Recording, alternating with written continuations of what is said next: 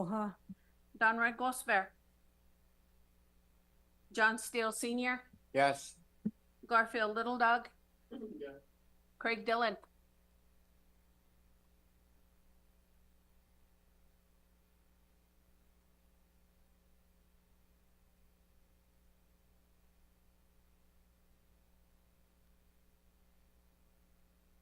14 yes, 2 abstain, 4 not voting, motion carried.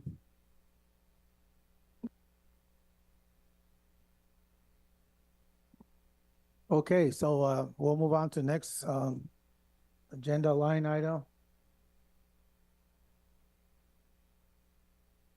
Fifth member's office. I'll turn it over to you.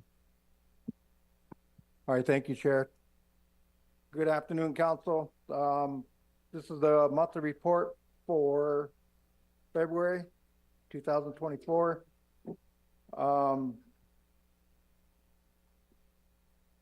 The first visit that we made was to Shelburne Museum in Burlington, Vermont. We viewed Lakota artifacts, beadwork, wapahas, moccasins. They have 88 items tagged Pine Ridge, Oglala Sioux Tribe. We're working through the binder to get cultural items first. That'll be the easiest ones to repatriate. Then we went down to American Museum of Natural History in New York City. There they have 576 items tagged Pine Ridge or Oglala. I got binders. I got a binder with pictures. If anybody wants to see them, come to the office. We're working through that list to return all the cultural items first. And then after that, all the other items from moccasins.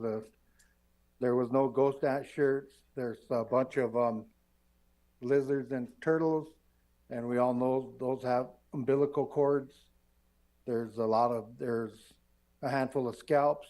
There's a lot of items in New York City that need to come back.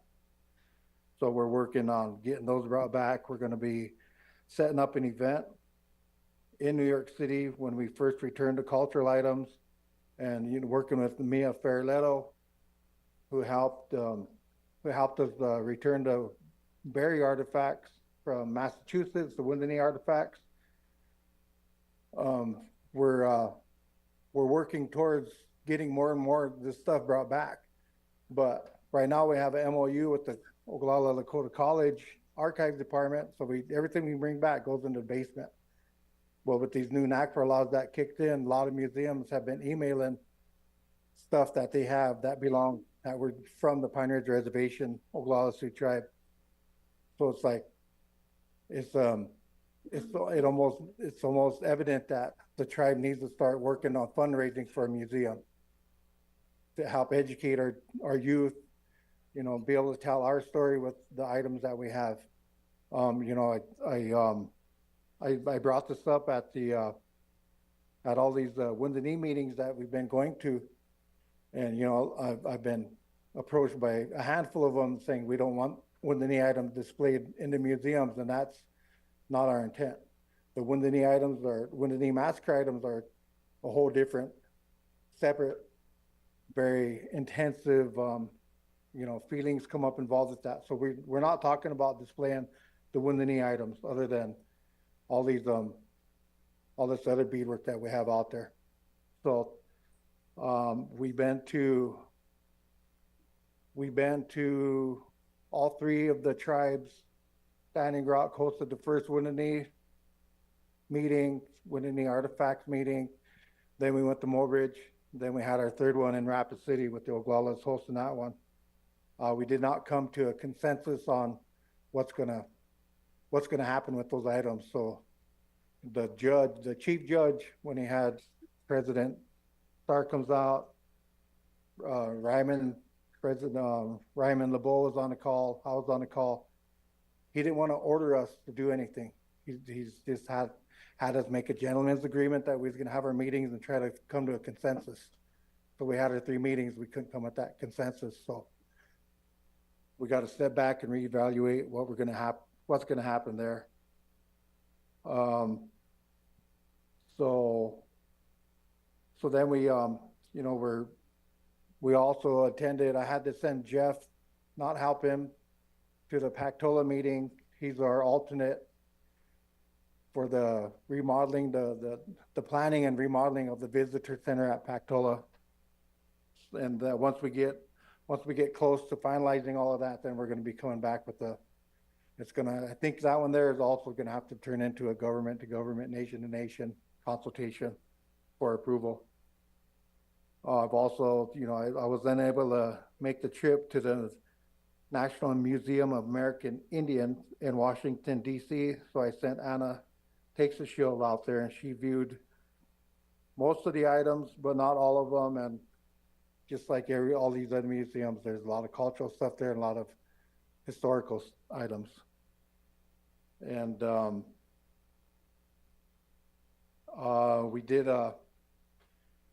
we work in to get our phase 3 funding secured. We turned all the paperwork into BIA for the 120,000 plus the 40.23% indirect cost. So the total for that phase 3 investigation at Wounded Knee is 168,000. So on that one there, we're going to broaden our study area. That's going to go up west from the post office up over the hill and then to the east down to the creek.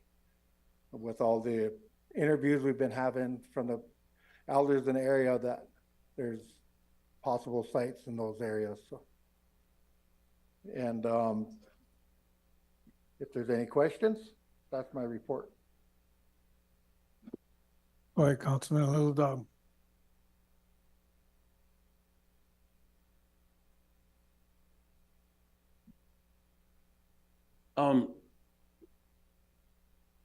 After our meeting in Wounded Knee at the school there, and then, going up to the meeting you hosted in Rapid City, it's quite clear that group is really divided, really divided. And I was kind of shocked to hear some of the stuff I did coming from our elder relatives. In regards to the Wounded Knee issue, and I represent the district along with Councilman Still, and when I attended a meeting and you were there with over 40 people, this issue wasn't coming from one person. As stated by our district chairman, this issue is coming from a whole community. And, with recent events that took place in that community, it really needs something other than what we have. Because, we just recently had another homicide take place there. Really gruesome, and children watched it happen. This is what our kids are seeing day in and day out. But yet we're playing politics with this issue. We're playing politics with this issue, and my community is killing each other. Alcohol and drugs are winning this battle. And yet we still sit here and play politics. People came to me numerous times over this individual being a nuisance in the community, with and providing alcohol to young kids, and and then after this happened, it's like we could have prevented that, but we done nothing. Now a young man lost his life. He's same age as me. Kids are without a dad. Relatives are without a brother because we stood by and did nothing, and we're playing politics with this issue. So the word from the community is that we don't want to stop. They don't want me to stop. They want us to proceed with this youth building. And I wish the tribe would get 100% behind it, because it's not about me. Take me out of the equation. It's about those kids in that community. What some of them observed with that incident, they're going to need help for a very long time. They're going to need help to get over that. And the reports I've been getting from community members is, you know, our young kids are using meth. And I seen a video of a bunch of young girls, 14, 15 years old, walking down the road intoxicated. And that's sad because, once again, community of Wounded Knee has nothing. So I hope we're not trying to continue that. And even as a tribe, let's support that issue to bring something to that little community. Allow them to have social nights, do something positive. But on the other hand, Mr. Fifth Member, I totally support the trip you did to New York to retrieve some of those items, and I hope you get that going and we do get those items back, and because they do belong here. But and you know, you're right, we do need a museum here. We've been saying this for some years now, and we still haven't done anything. I mean, there's ways that we could create jobs and whatnot, but we're too busy fighting each other, and then this is what happens. But I do, Mr. Chair, I'll make a motion that we approve Justin's report and that we support his endeavor to bring those items back from New York. That'd be my motion. Okay, so we have a motion by Councilman Little Dog, second by Councilman Watkins. Okay, go ahead. Yeah, thank you for those words, Garth. And then, you know, we talked about it. The location of that museum is gonna be vital. And, you know, once we get work in progress to that, you know, one thing that we all visit, you know, past President Scott Weston, and we, you know, a lot of it's a long conversation. But I had a conversation with them that, you know, maybe to bring tourism on and business for the casino, maybe putting a museum out in that area would be beneficial to bring in, you know, those types of tourism dollars. But regardless, that's like way down the road there. One thing, talking with Councilman Little Dog about the building that is proposed, and we talked about it in the district meetings. Everywhere I get a chance to talk about it, that if we get this approved, we're gonna have THPO monitors there through all the dirt work and all the construction to make sure that there's nothing gonna be found. So, you know, it's one thing we're gonna continue working on getting, you know, trying to get that building there. And I too, you know, I drive through there. I live north of Wounded Knee, and I drive through there 2 or 3 times a day. And, you know, just seeing everybody in that community is a tough deal. You know, a lot of them are walking through there. It's something that community really needs, something to help pick them up. Healing, the historical trauma, the intergenerational trauma that is carried, and then from the people coming from Wounded Knee, it's even double. It's even worse on them. So, you know, to help our kids and help our young ones grow up to be better than who we are, something that community, I think, really does deserve. So, you know, those are just my 2 cents on that. Thank you. Were you done with your report? I know we try to call for a vote on it didn't ask if you were done. Okay, so we have a motion on the floor, Secretary. Call for the vote. Wesley Hawkins Sr., Oh, Jim Meeks, yep. Ryan Jumping Eagle Sr., Howard Rooks, Yes. Austin Watkins Sr., Oh. Tyler Yellowboy, Wendell Youngman Jr., Yes. Anna Halverson, James Cross, Ella Giancarlo, Yes. George Dreamer Jr., Yes. Robin Tapio, Yes. Tyler Lunderman, Yes. David Poyer, Sonia Little Hawk Weston, Jackie Sears. Don Roy Ghostbear. John Steele Senior. Yes. Garfield Little Dog. Craig Dillon.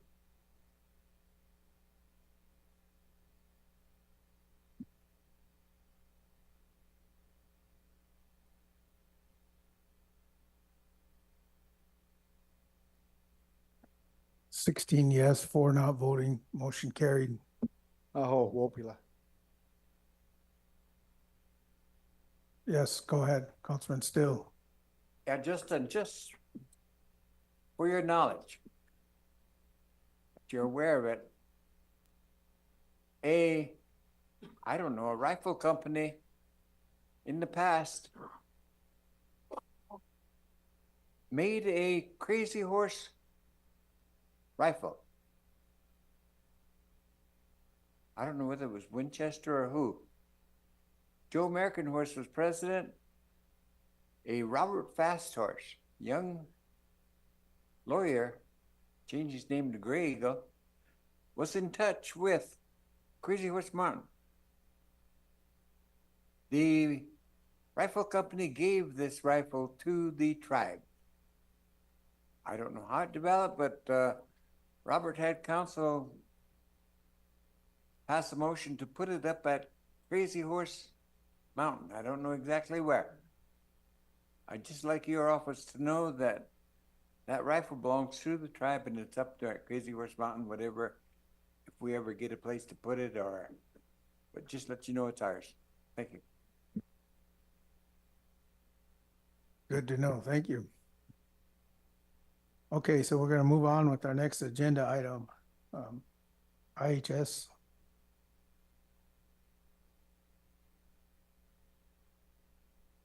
I'll turn it over to the director.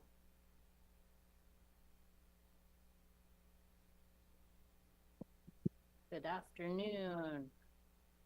This is Dr. Jumping Eagle, the CEO at Pine Ridge Service Unit. Thank you all for the opportunity to talk to you today. I did send my written report out. I don't have the Zoom, so I'm not able to share it on the screen right now. But I was just going to go through some highlights of frequently asked questions for the service unit. And then just make a couple of announcements. This week, the first week of March, is Dental Assistant Recognition Week. So just want to, thank our dental assistants and our dental team at Pine Ridge Service Unit and just recognize them for their hard work. We know that the dental department is, we have ongoing recruitment to recruit more dental assistants. So if you're interested, if you know anybody that's interested in those type of positions, please let them know about our advertisements out there. Also, just we're getting to, we're still in the midst of the respiratory season. Just want to remind the community and our leadership that we do have our influenza vaccines available. We've sent out PSAs that we have the newest respiratory syncytial virus, RSV virus vaccines and immunoglobulin that are available for children, elderly, toddlers up to 2 years old in the middle of respiratory season, and for women who are pregnant and expecting to deliver in RSV season. This is a new vaccine, so just look at the information in our PSAs, and then also the CDC has good information about that as well. Some of our, and then also just a reminder that we're continuing to work on, South Dakota is one of the states with an ongoing syphilis outbreak. And so that's something that we're paying a lot of attention to. We've had several outreach activities for syphilis and sexually transmitted infection testing in general and for treatment. And we're collaborating with our public health nurses, our nursing and medical team, and also with the Department of Health and the Great Plains Tribal Department's Health Board on those outreach activities. And so we'll have more of those scheduled, but just encouraging everyone to stay safe and then also to get tested as well. A lot of questions and interests, we've been going through at the service unit, some challenges with our staffing. We're more short-staffed than ever, but we're also working with HR to make sure all of our advertisements are out there. Some of the key advertisements that we're waiting on right now is we have at least 6 nurse practitioner positions that are pending for the outpatient clinic. And then also our behavioral health positions. Those are advertised as mental health specialists and social workers, clinical social workers. So we're hoping those will be advertised this week is really what I'm pushing for. OB-GYN, our women's health department, is a big priority. We have one applicant for our OB-GYN physician just recently accepted an offer, and we have an emergency hire OB-GYN doctor who will be helping us out for a couple of months. That's only up to 60 days though. We also have a midwife applicant who we sent out an offer to as well. And that's in addition to our contractors that we have for those departments. We have another applicant that we'll be sending an offer to 2 family practice physicians, and then also another 2 nurse practitioners for the outpatient clinic.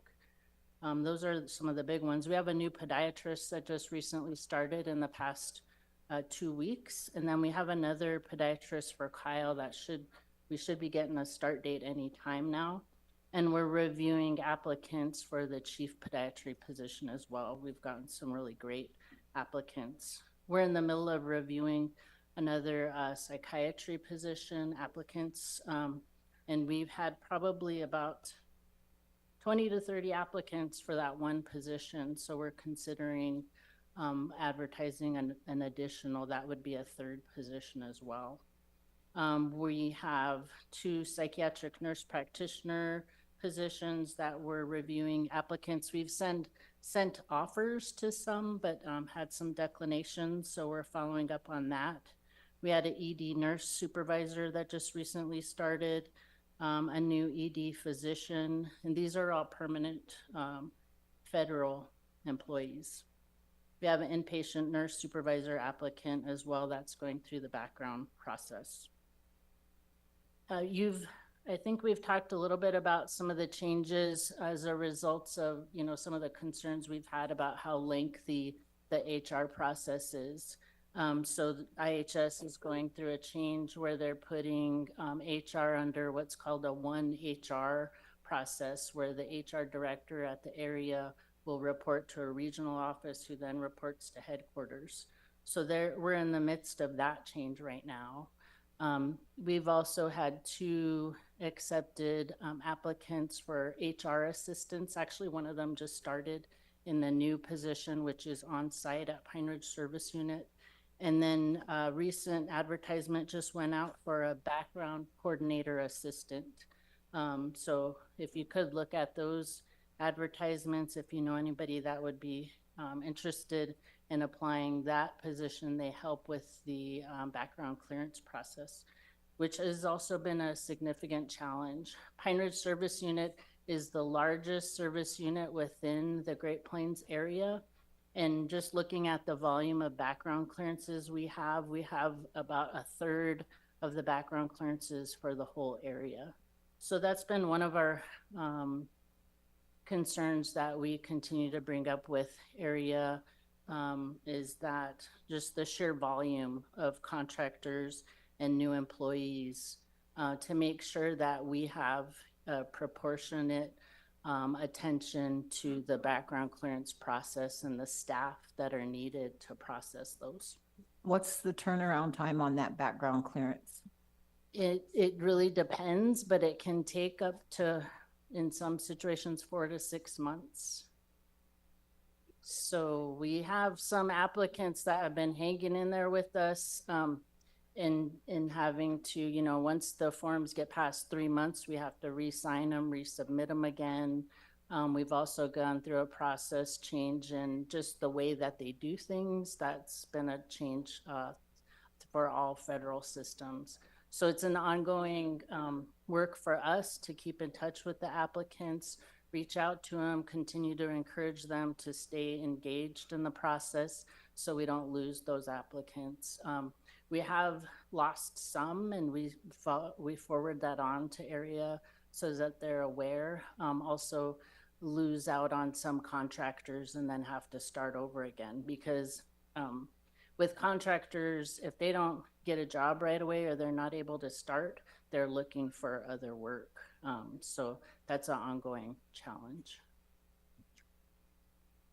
Ambulance, we always have questions about ambulance. We've had 2 new, so we're in the process of requesting new ambulances for the fleet overall. So we just recently got 2 new ambulances through the GSA system. Those were requested last year. So we're requesting more replacement ambulances, but nationally they're going through, I don't know if it's a shortage or just a delay in their process, but we're expecting sometime in the next year to get 2 more additional new ambulances.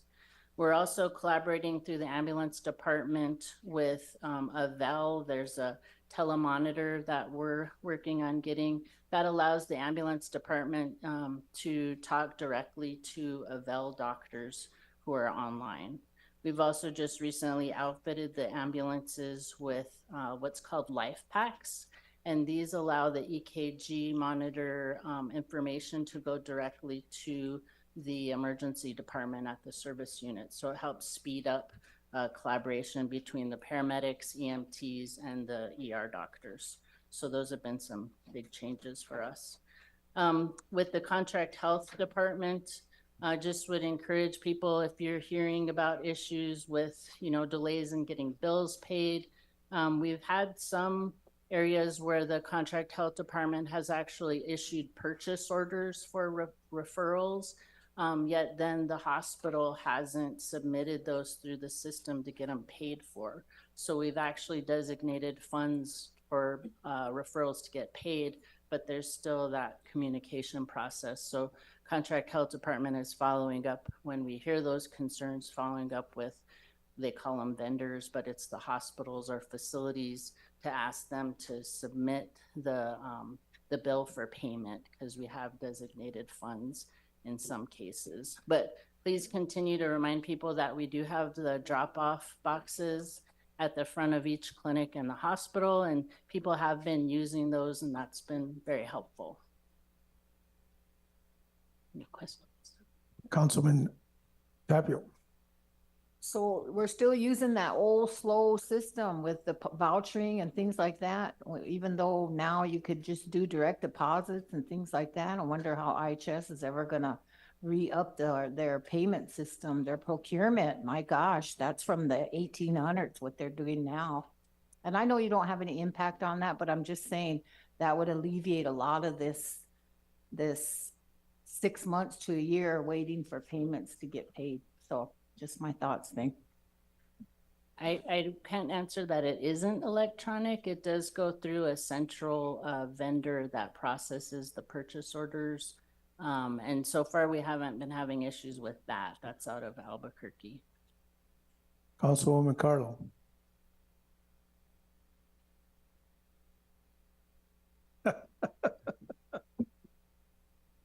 Thank you. I had received a call this past week in regards to death certificates. I did get a hold of the commissioners, the county commissioner. His family has been waiting since, I can't remember if it was the first part of January, second week in January, I believe it was. And that is still in the medical records department waiting for a physician to sign off on it. Is there I'm sure it's one, I don't know if it's a chief of staff, the chief, whoever it is there a speedier process for this? Whoever the head physician is that does the death certificates. Now this death was a natural cause, and my understanding that the funeral home has that same concern? Because people are waiting a long time for their death certificates? That could be looked into.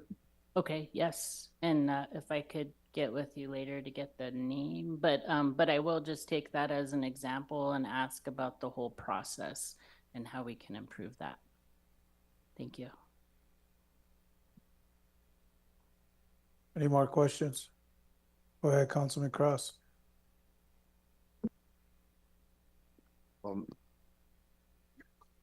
Just a question on our mobile clinics.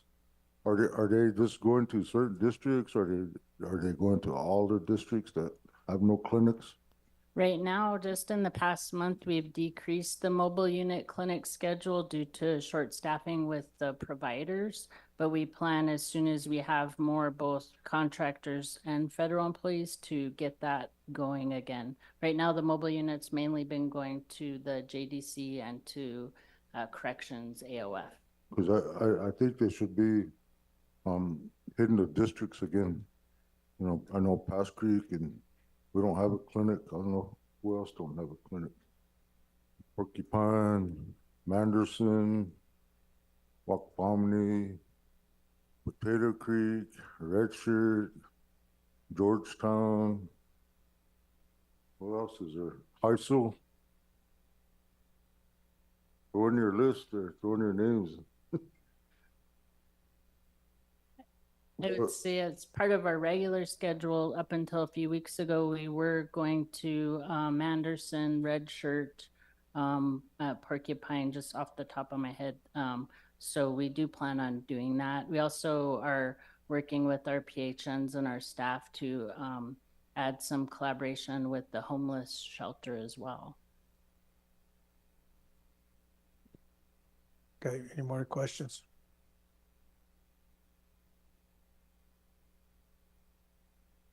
Go ahead, Councilwoman Little Hall, question. Yeah, good afternoon, Dr. Jumping Eagle. Definitely. You know, I think you kind of answered a lot of the questions I was going to ask about providers and why we're short in some areas of the Indian Health Service. You know, I think we've just recently received, you know, calls about, you know, OBGYN, the midwives department. I know they had to send one of our district members out to Rapid City the other night because there's nobody to help deliver the baby. And so it's getting that far. And I think that our people are starting to really get concerned about the hospital, you know. So I guess, you know, my question is, what is going on in the OBGYN department? Do we have enough OBGYNs? I mean, do we have a surgeon that can handle a lot of these, you know, like these, you know, to do the deliver, you know, reads of the women that, you know, are coming to Indian Health Service for their prenatal checkups, and then all of a sudden have to get, you know, sent elsewhere for, you know, for delivery. So we do right now have one federal OB-GYN doctor, and then we have one federal midwife that's at Kyle. And then the positions I was talking about, those are in addition to those. So we're in the process of hiring another midwife. But the bigger picture is that we have 5 other, you know, vacancies for midwives. So one thing that we're doing is working to pay to advertise them outside of IHS. So targeting, you know, national journals and websites that OB-GYN doctors and midwives are viewing. We're doing that with all of our, basically advised all the supervisors to do that with every department, at least for medical and nursing, radiology, lab. For OB-GYN, so every 2 weeks we're on diversion for not having an OB-GYN doctor. But to be clear, it's been like that since, you know, maybe 2017 or 18, I believe, was the last time there were 2 full-time OB-GYN doctors there.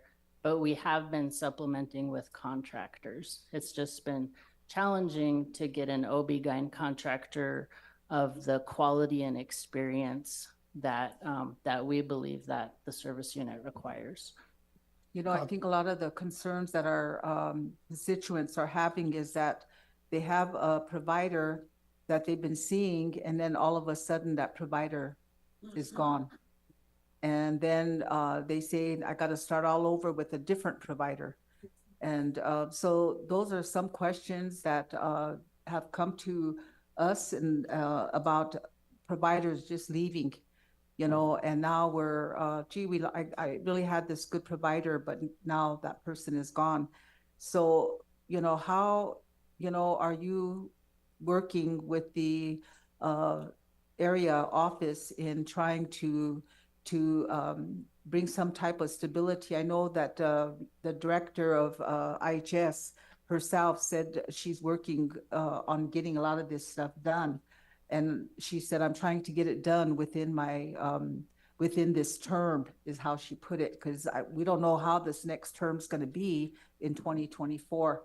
And so I think right now, those are some of the concerns that our people have about not having, you know, stable providers. You know, they're just coming and going.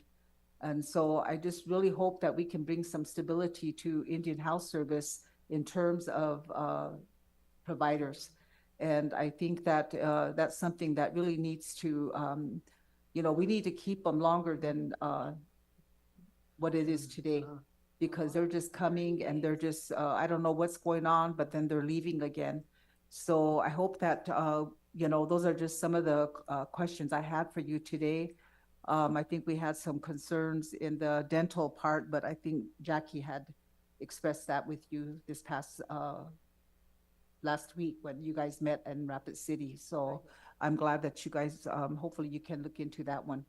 So, but again, those are some of the concerns that our people are having today. So I'm hoping we can get something, you know, stabilized with providers. Thank you. Yeah, Counsel. just to answer that question, you know, we've been really conveying to the area and to HR the needs that we have to be more creative and flexible, especially with providers when we're competing with the VA, we're competing with private practice places, and we're competing with contracts that can offer much higher pay, although we have great benefits. So we're really trying to be creative in, you know, I don't know of other places where they're advertising outside of IHS and willing to pay for it. We're doing recruitment, retention incentives, awards, offering a higher level of leave accrual as an incentive as well. But it is an ongoing challenge that I think are at this, within this area, we haven't been as competitive with other areas as far as some of the GS levels that could be offered, and we've conveyed that as well. I think that's one of the things that Director So wants to address, with making sure that if someone can get this GS level in the Southwest, that we should be able to offer the same thing within our area. And so that has been a challenge. Councilwoman Tapio. Just real quickly, what about Commission Corps? We can't get more Commission Corps to come in and help us since we have a state of emergency. You know, I've been trying to get the HHS committee to get up there and do a walkthrough. The place is empty and it's sad. So I don't know why, if we didn't declare a state of emergency, why we couldn't detail some more of the Commission Corps here. Thank you. We have requested Commission Corps details through especially for like OB-GYN, pharmacy. We've done that in the past with dental, although we had limited success. And so far we haven't had additional help for pharmacy or OB-GYN, but that is another avenue. We also are taking advantage of other incentives that we can offer through the Public Health Service Corps to make that more competitive for us as well. Thank you. Councilman Rooks. Good afternoon, Sarah. Hey, Wombly still doesn't have an ambulance service, right? We don't have a specific ambulance that's sitting there all the time. Okay. I met an individual. He was from Cheyenne Eagle Butte. He put in for EMT out there in Wombly, him and his wife. They waited a whole year for an interview and everything. They came and they were told no. is there a priority list or something? So they were shot down because they have relatives that live over in Wombly. They were willing to leave Cheyenne Eagle Butte and come out here and run the ambulance, but they were told no. Is there like a priority or something? So Wombly, even though they volunteered, they were denied and they weren't allowed to be stationed out there to run the ambulance. I can't talk specifically about specific applicants, but I don't think you're getting the whole story there. But we interview and we review all applicants, and we're excited to get any applicants. So, but I can't speak to specific people who applied. But I would say ambulance positions are the highest priority. We prioritize those with the background clearance process so we can get them through at the top of the list, just like we would do with the emergency department. Yeah, I was just wondering because, you know, him and his wife were willing to move to Wombly because they had relatives there. So and they were, you know, EMT certified or paramedics, I guess. And when they came for the interview, they were denied. So I was just wondering if there's like a priority you had going for something like that. With our interview process, we don't deny applicants during the interview process. We take into account the interview references and the whole application. But the ambulance is a priority. Councilman Kraus. When are we going to get some good dentists in the Kyle and Pine Ridge? A lot of the boys there suddenly thought teeth, including myself. You know, I think one of the challenges, and we've conveyed this to HR as well, is that sometimes by the time we get the applicants, their resumes and the USA jobs, it's been sometimes 4 to 6 months by the time they applied. I think that's one of the things that Councilman Rooks mentioned. So sometimes by the time we're reaching out to them, they've already taken a job somewhere else. And that's one of the challenges I keep asking HR, how do we improve that process so we're getting all of the applicants we can so we can be competitive and trying to recruit. Because if they're applying to IHS, they're probably also applying to the VA as well. And but as soon as we get applicants, we're contacting them, reaching out to them, interviewing them, checking references. I don't know of a specific applicant for Kyle right now, but I will follow up on that. I think one of the challenges we've had too with HR, and I ask about this, is if an announcement ends within a year, then we have to get it re-advertised again, and how to make sure that we don't have gaps where we want to make sure our positions are always advertised. Any more questions? Go ahead, Councilman Dillon.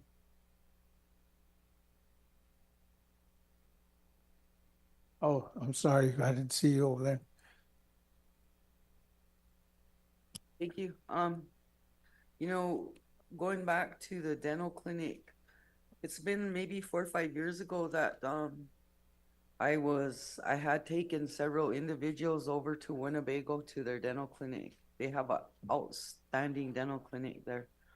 They do dentures, they do braces, they do their root canals, everything that a person can need, they do in Winnebago.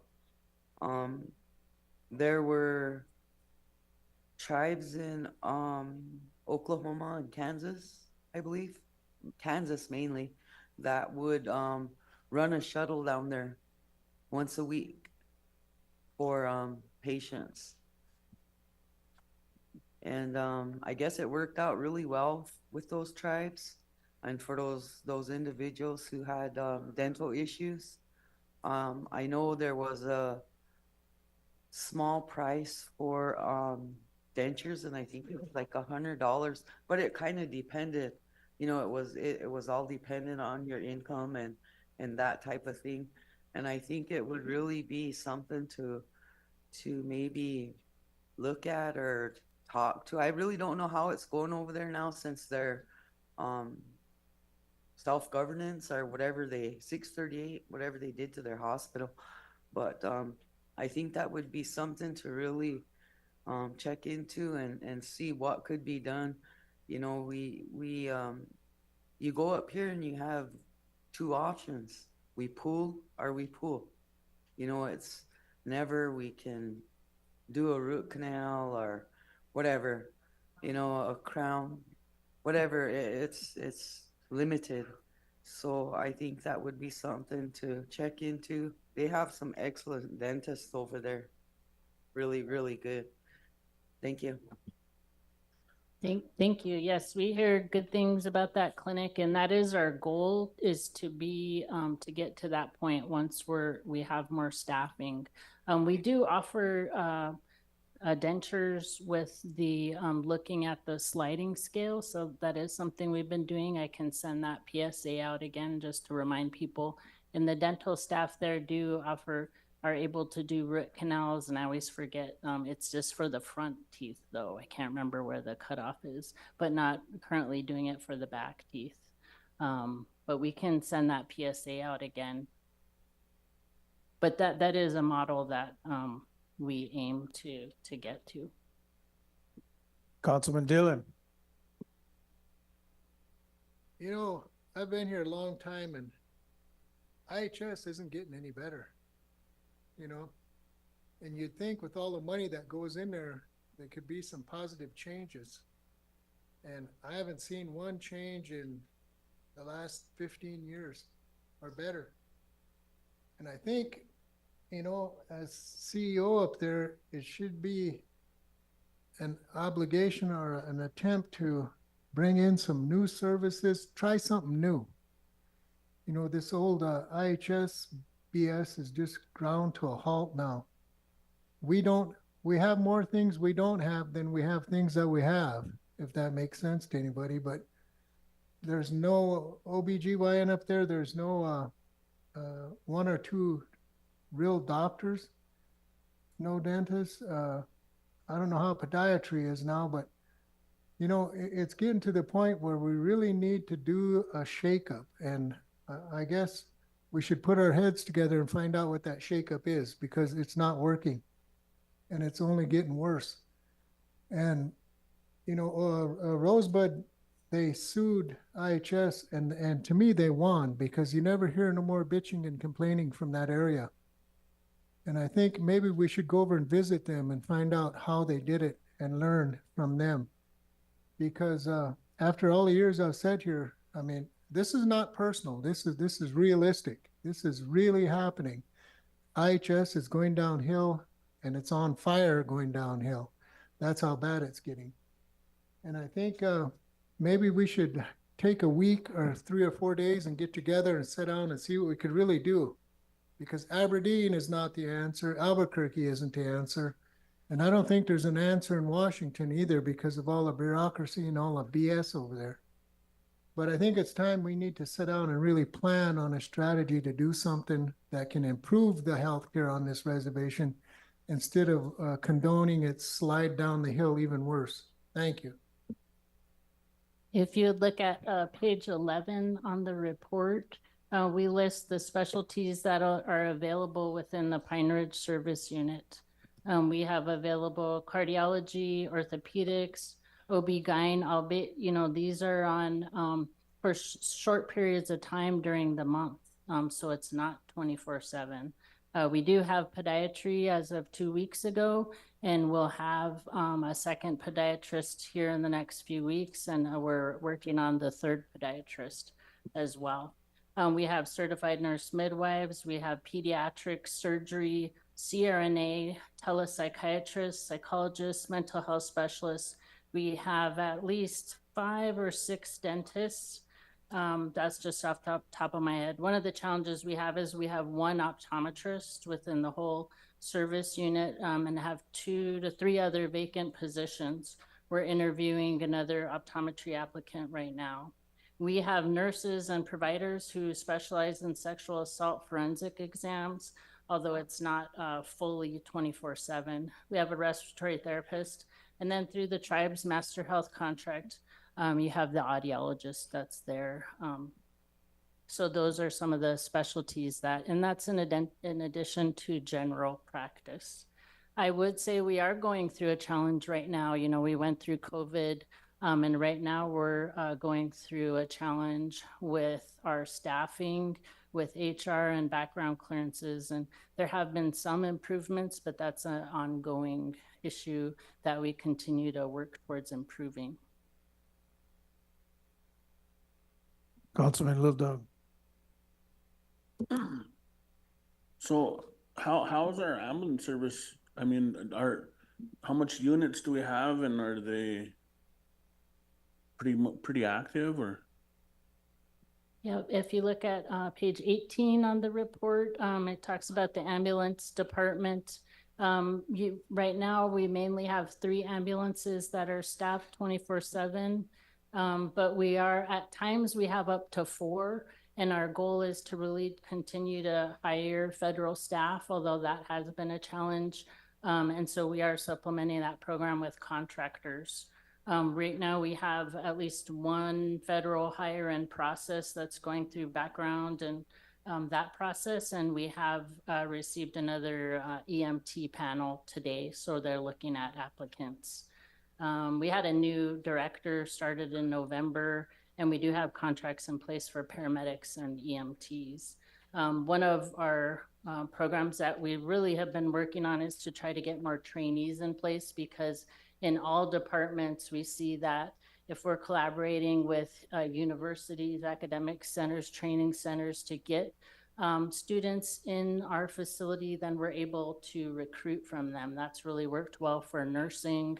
We're collaborating with University of Minnesota and OLC, and then we're working on another collaborative agreement with Loyola. But for ambulance specifically, and I can't remember the name of the school, it's through, I think it's in Scottsbluff, that we're working on getting students in-house. Okay, reason I asked is that I have a younger relative, a younger brother who's paralyzed from the chest down. Anyway, when they called the ambulance, it took them 4 hours to get there.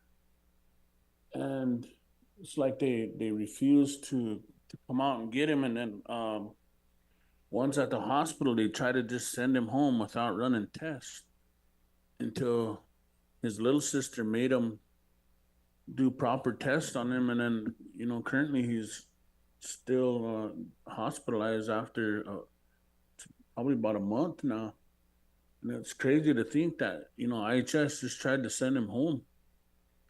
And I think this is what Mr. Dillon is talking about, you know. Yeah. We're still in that phase of, you know, going to IHS to get ibuprofen. It's about what we get when you know, some of these cases are serious. And the crazy part to this is, you know, when we put it out to referendum vote, the people supported IHS. But yet they come in and they complain to us all the time about IHS, but yet they supported to keep IHS. I'm in agreement with Craig. I think we need different services. They use that term that it's a treaty obligation. That's not true.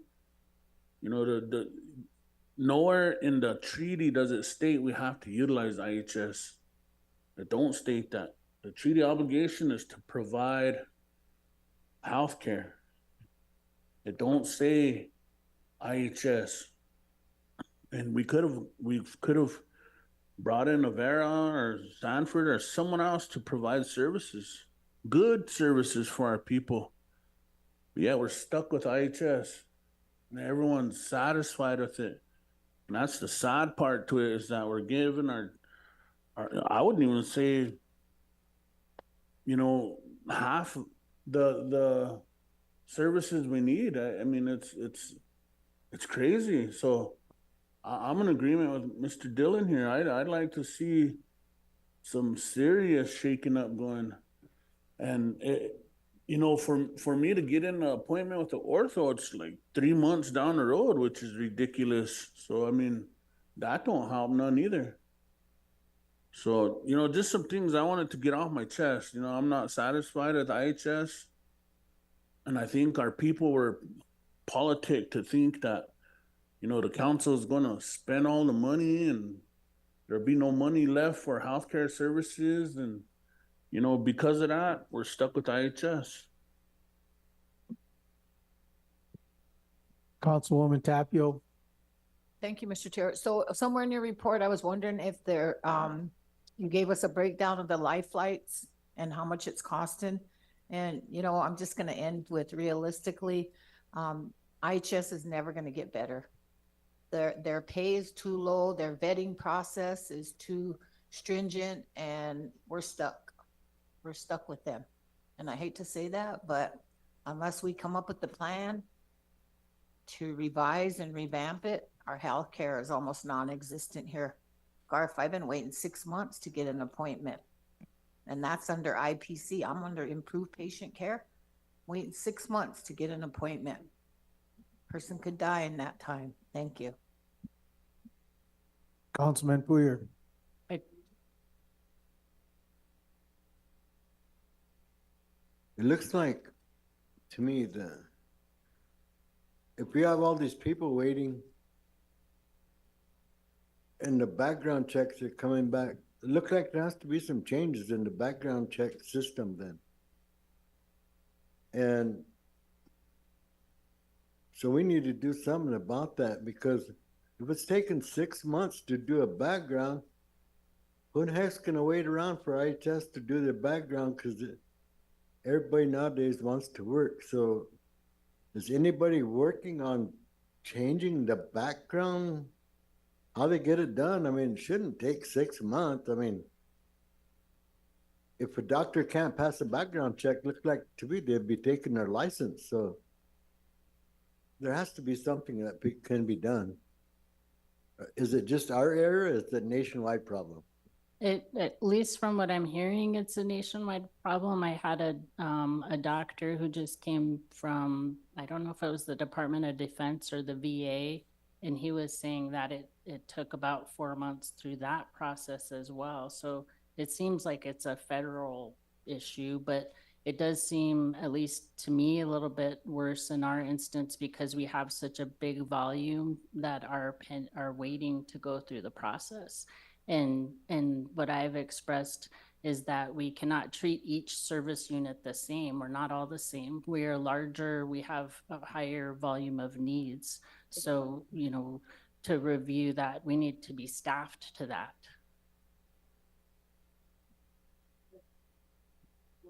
Go ahead, Councilwoman Carlo. I'll be brief. I know Rosalind said she would come out anytime, just to let her know and contact her, and she would come out, and I think it's time for another visit. I don't usually agree with Craig too much, but I tend to agree with everything he said today, so if we could get that, visit with Rosalind set up, that would be great. Thank you. And just as a follow-up, just to remind everybody that we have in the last year gone through our reaccreditation with the Joint Commission, and this was a full hospital survey. You know, we had comments from Joint Commission that in our ED, you know, with certain areas, we had no findings. And that was really a first that survey had seen. So I think, you know, we have gone through some changes. We've had improvements in quality and risk management. And we are going through a challenge right now that I would equate similar to, you know, what we went through with COVID. We had to work together as a team to get through that. We had to be creative, innovative, and that's our challenge right now with the staffing situation. We have to treat it as the urgency that it is. Councilman Cross. Thank you. You know, I had a district member, she went to the hospital in Rapid City, and she had health insurance, and she got quality service versus a referral from IHS. And the tribe, you know, we spend a lot of money at getting our people to hospitals, you know, out of state. I know I helped a tribal member this morning to go to Sioux City, Iowa, And so, and there's other tribal members that have to go long ways to get a surgery or a procedure done. And then again, you know, I heard one of our local tribes help their tribal members with health insurance. Is that an option for us to look at? I mean, with the amount of money that we spend, you know, and IHS doing referrals and, you know, us helping our tribal members, you know, is that something we can explore? I think you'd have to talk to each other on what those options are. I know the tribe has the option regarding their own employees, but I can't speak to what the options are regarding health care insurance for the whole tribe. I would say though, just, you know, regarding the distances, at our service unit, you know, we do treat general things in the hospital, and we admit patients, but if somebody requires, for example, ICU level care, then that would be a reason if they need to be on a ventilator or they have really high oxygen requirements or going through respiratory failure, they need specialty care while they're in the hospital. Those are reasons that we send people out. And then we can't control, oftentimes, other private facilities are going through some of the same staffing issues we are, especially regarding nursing staffing. So sometimes Monument is also on diversion. And that's the first place we often reach out to because it is close. Other places we try to utilize our Scottsbluff Hospital because that's not as far as Sioux Falls. But if there's specialty care people need at other facilities, we send them to where their medical need is.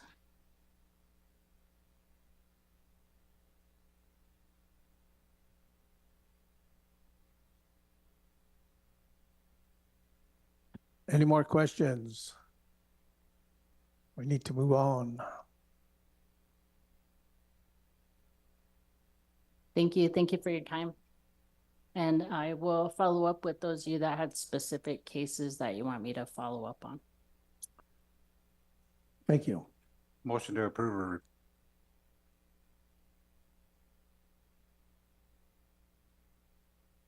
Councilman, you said, can you repeat that again? Motion to approve her report. Okay, we got a motion to approve a report by Councilman Youngman, second by Councilman Watkins.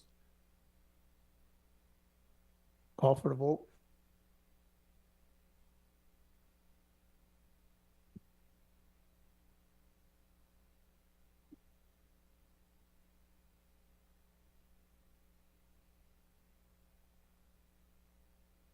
Councilman Little Hawk Weston was excused at 2:39. Wesley Hawkins Senior, Abstain. Jim Meeks, Yes. Ryan Jumping Eagle Senior,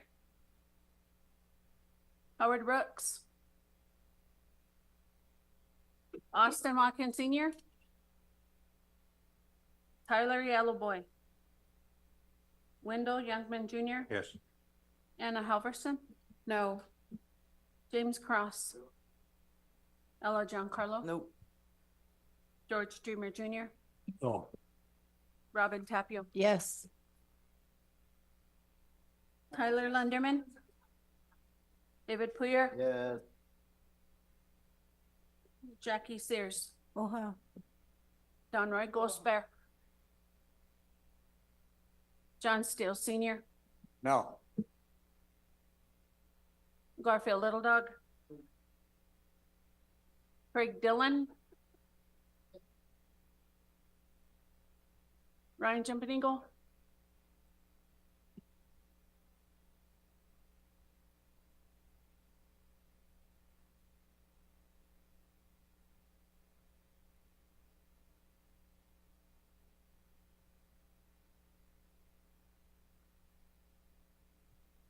Twelve yes, 5 no, 1 abstain, 1 not voting. Motion carried. Also, I want to mention, you know, when we were in NCAI in DC, we did stop by to make an appointment to see the Director So at HHS, and a lot of questions were brought up. And she did, a lot of the questions that were mentioned here, she was gonna address. Okay, so we're gonna move on to Oyate Health Center. Out here, okay. Okay, so we're gonna jump to next agenda item, BIA, Pine Ridge Agency. Yes, Isn't there like a group appointed from HHS that sits on some type of board for Oyate? yes, there is. Can they give a report? Councilman? It's a mini Luzaha Advisory Committee. And I could give a report if you just give me after BIA, I could present it. Okay, if that's okay, yes, that's fine with me. Okay, at this time, I'll turn it over to BIA. Okay, greetings, President Starr comes out, Secretary Lance, Vice President Musso, and Tribal Council.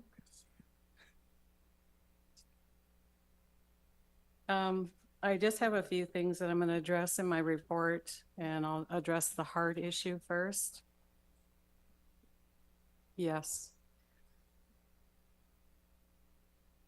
Okay, so just to get you up to speed, on October 31st, 2023, the Pine Ridge received additional welfare funding, and we were successful in completing the remainder of August payments and completed September, October, November, and partial December welfare assistance payments.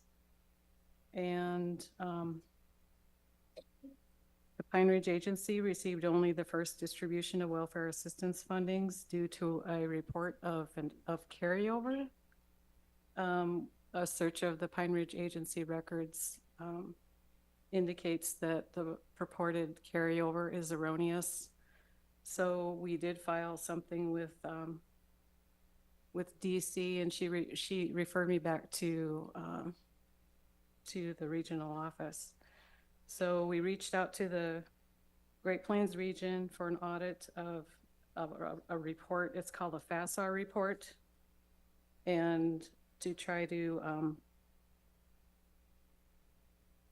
compare that with the actual financial record, which is, so that audit is pending right now. Money's there or isn't there? There's no record of carryover with the Pine Ridge Agency.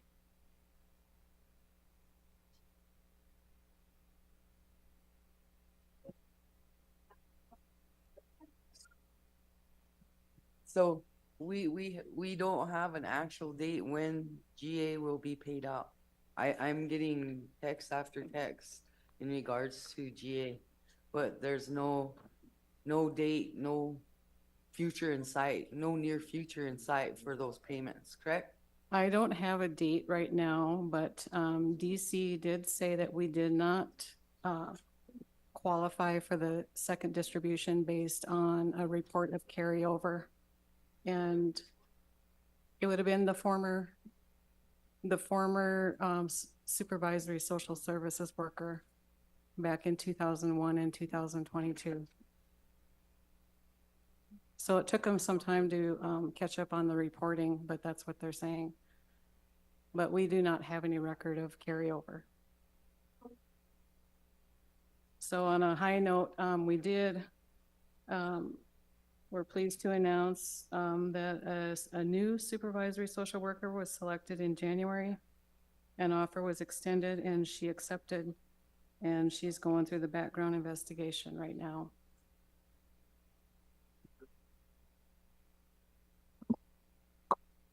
Question, go ahead. What can we do as a tribe to help this process? Because this is an emergency, it's a crisis, and you know, our family's been going without general assistance for a long time. And so what can we do as a Oglala Sioux tribe to help this process? Okay, well, I did on my own reach out to the social science program specialist in Washington DC. And she referred me back to the regional office to reconcile our records. So they are aware.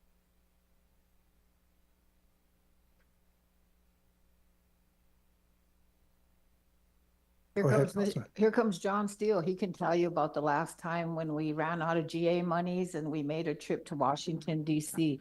There was a process. Do you remember, Mr. Steele, what that process was when we went over there for money on the GA?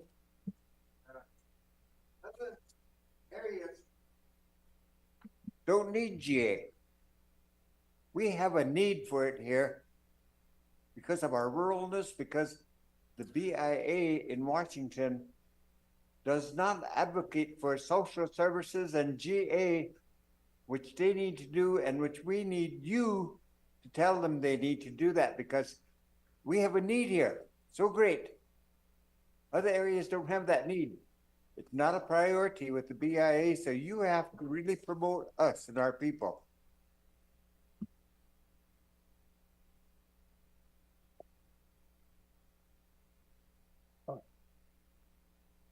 Okay, so regarding the Oglala Dam, construction mobilization is expected to begin. It was supposed to begin this week, but I'm just going to say soon. The groundbreaking ceremony is scheduled for March 12th at the Oglala Dam. A tentative agenda was sent to President Star Comes Out et al. And the Tribal Council. The speakers include President Star Comes Out, Oglala District Councilman Youngman, and Yellow Boy, and the Assistant Secretary of the Indian Affairs, Brian Newland. And the communication advisor reached out and wanted to know if we could use local media outlets, and he was given the okay by President Star Comes Out. So I guess that's really all I wanted to address with this report is the GA. And I know President or Councilman Steele missed out that I did report to DC, and she referred me back to the regional office to try to reconcile the record. Councilman Kraus. I'm gonna just make a motion that we send a letter or resolution to the BIA to have them start addressing our funding, whether it goes or not. That'd be my motion. Okay, so we have a motion by, oh, were you done? I'm sorry. Yes. Okay. So we all, well, if that's it, and we'll run this vote here. So we have a motion by Councilman Cross and second by Councilwoman Carlo.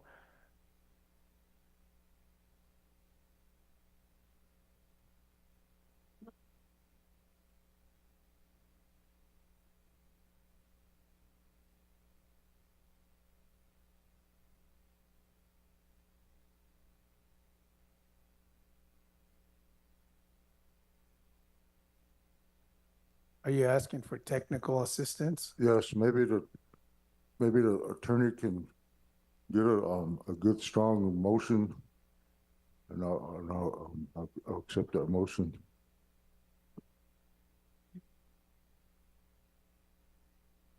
Do you want the resolution drafted to go through the executive board? Or do you just want a motion from the floor? Executive board? From the executive board. Okay. I could draft something up and bring it to one of the committees this week or send it to the chairman's office. That's on GA, right?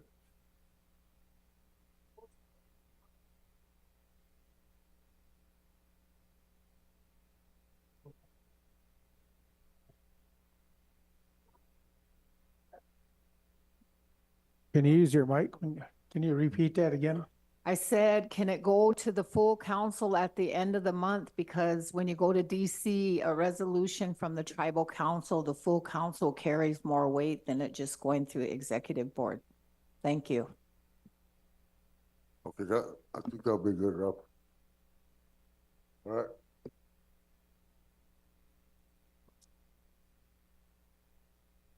Go ahead, Councilman Dill.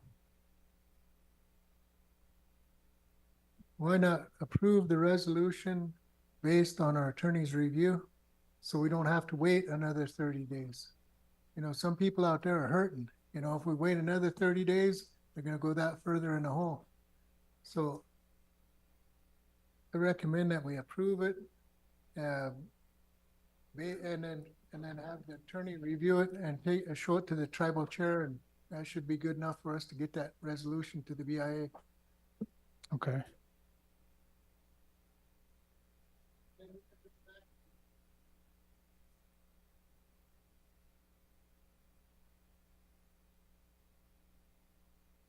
Either way, we'll do it.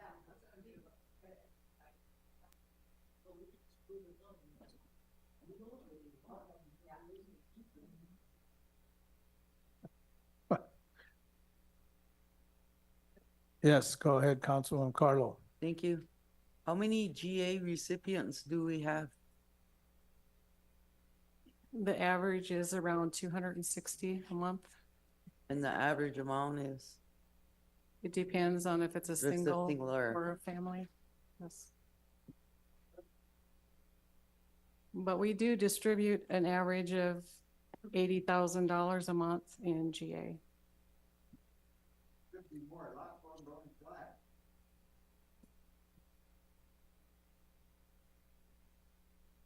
Okay, Secretary, oh, go ahead. You had a question? Oh, okay. Can you call for the vote, Secretary? Wesley Hawkins Senior, Oh, Jim Meeks, Yes. Ryan Jumping Eagle Senior, yes. Howard Rooks, Yes. Austin Watkins Senior, Tyler Yellow Boy, Wendell Youngman Junior, Yes. Anna Halverson, James Cross, Yes. Ella Giancarlo, Yes. George Dreamer Junior, Yes. Robin Tapio, Yes. Tyler Lundeman, Yes. David Poyer,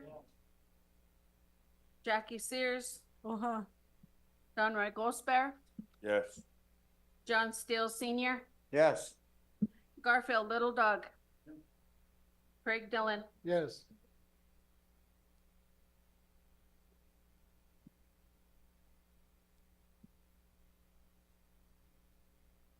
$17 yes, 2 not voting, motion carried.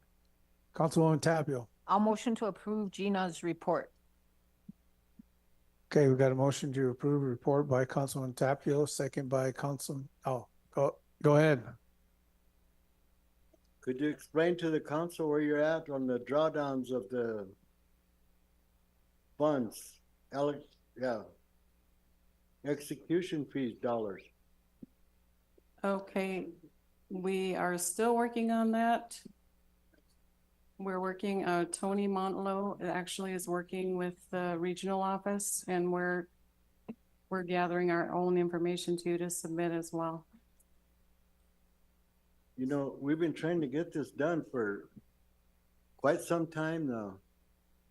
And it looks like from what the report that you gave us last week at land, or what was told, that you kind of count for some of them monies that you don't know where they're at.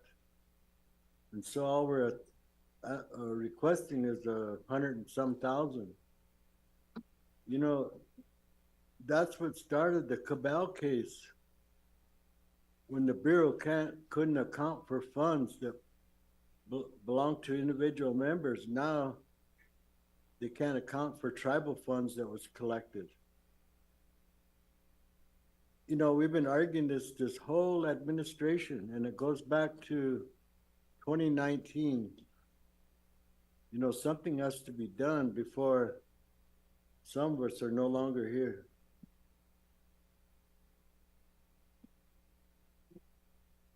Yes, go ahead. Okay, so what I suspect is that those monies were taken by Treasury. I don't know where the $2 million amount came from, but what we show in our records is $130,000 a year. approximately. That's just for 2023, what was told to us. Funds of prior to that is what you can't account for. Right? Well, we can account for it, but I think it's with the US Treasury. See, it should have been put in account for the Oglala Sioux tribe. Shouldn't have went back to Treasury. Now we're gonna have a difficult time getting money from Treasury.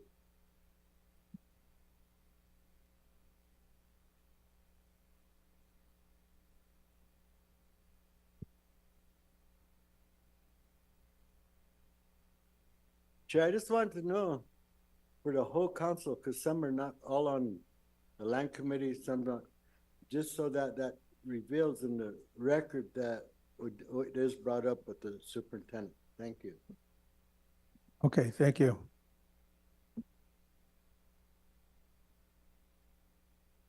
I need a second. Okay, second by Councilwoman Halverson. Call for the vote. Wesley Hawkins Senior, Oh, Jim Meeks. Ryan Jumping Eagle Senior. Howard Rooks, Yes.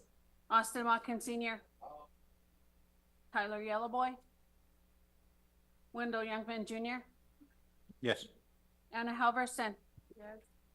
James Cross. Ella Giancarlo. Is this to approve? Yes. No. George Dreamer Junior. No. Robin Tapio. Yes. Tyler Lundeman.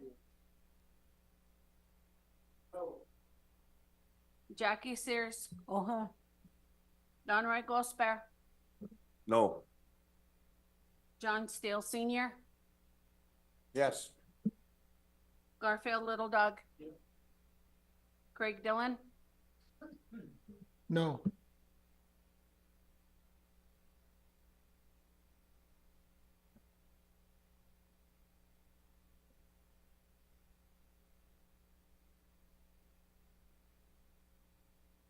Thirteen yes, 5 no, 1 not voting. Motion carried. Thank you. Thank you. So with that, I think we're gonna circle around and go back to Councilwoman Halverson with the Oyate Health Center.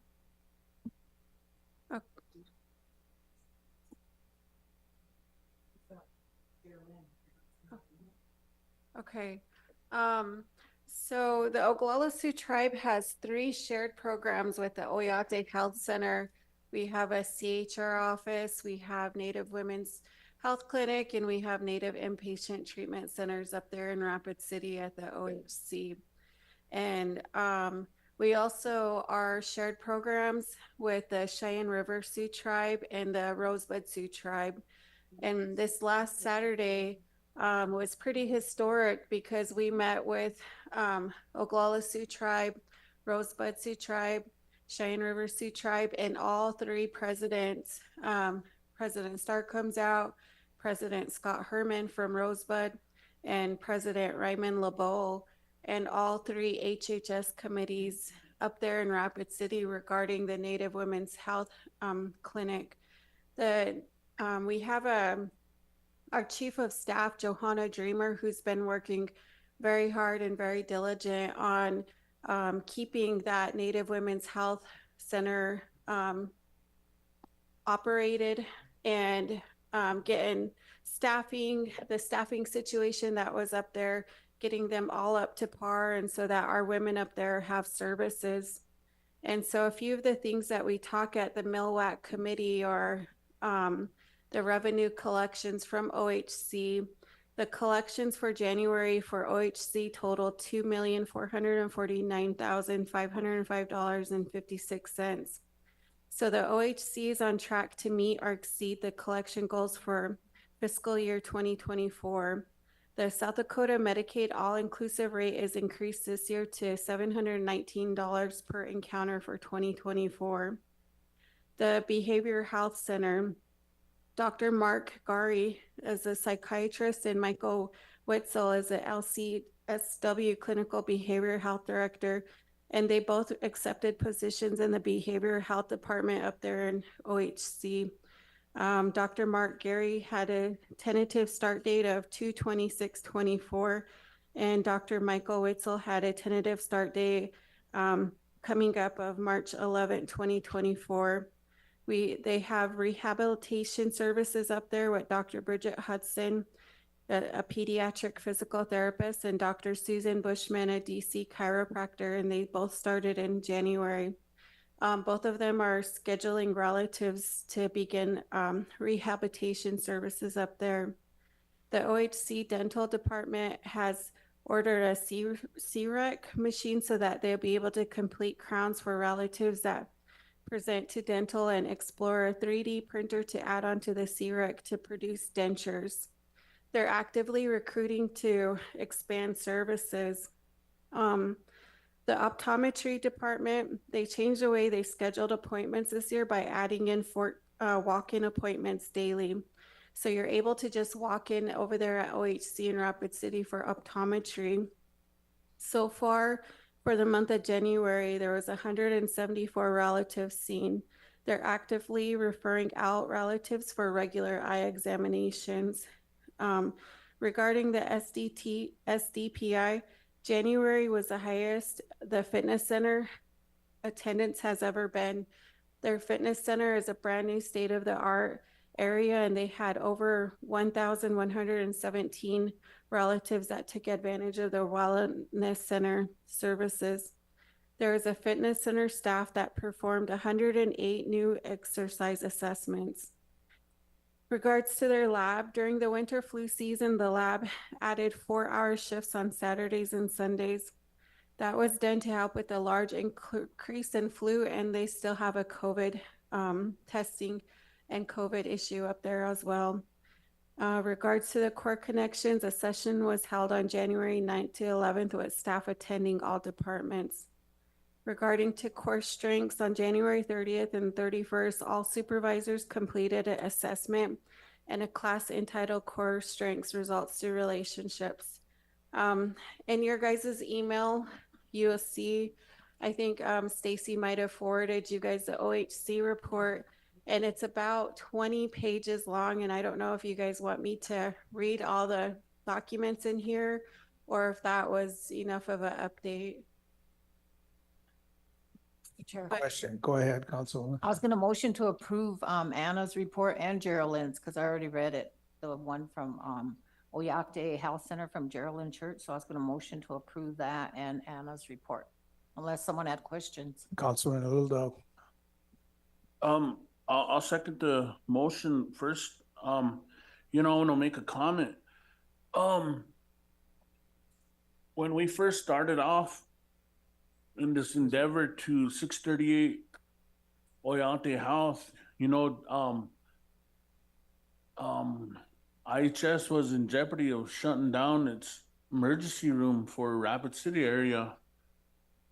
And it's come a long ways, you know, providing healthcare services to our people in Rapid City in a positive way. And this is what I was talking about. You know, if we could 638 IHS and get direct funding to the tribe instead of going through all these little pit stops and then us getting the crumbs here, you know, we could provide better health care for our people here on the homeland. So that's why I wanted to hear a report from Oyate Health so we can provide information to the people that services can get better if we 638 and get away from IHS. Thank you. Okay, so we have a motion by Councilwoman Tapio, second by Councilman Little Dog. Secretary, call for the vote. Wesley Hawkins Senior. Jim Meeks. Ryan Jumping Eagle Senior. Yes. Howard Brooks. Yes. Austin Watkins Senior. Tyler Yellowboy. Wendell Youngman Jr. Yes. Anna Halverson. Yes. James Cross. Ella Giancarlo. George Dreamer Jr.,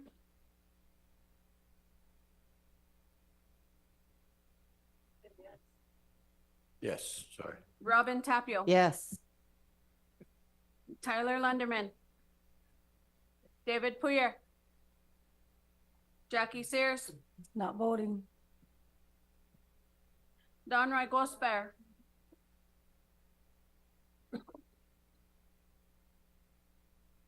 John Still Senior. Garfield Little Dog. Craig Dillon. Yes.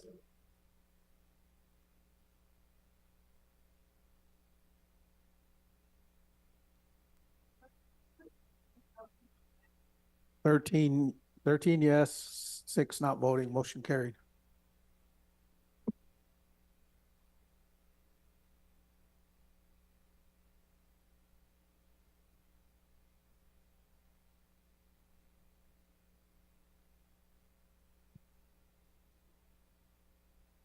Okay, go ahead, Councilman. I think we Chaparro. have two-thirds additions that we didn't do yet, right? The Robin motioned for a housing update, and then there was one from land that Dave added on.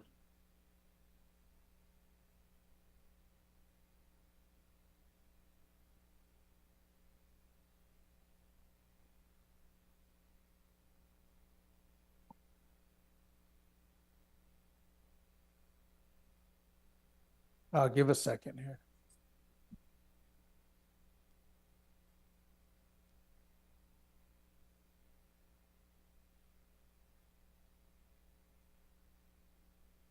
Okay.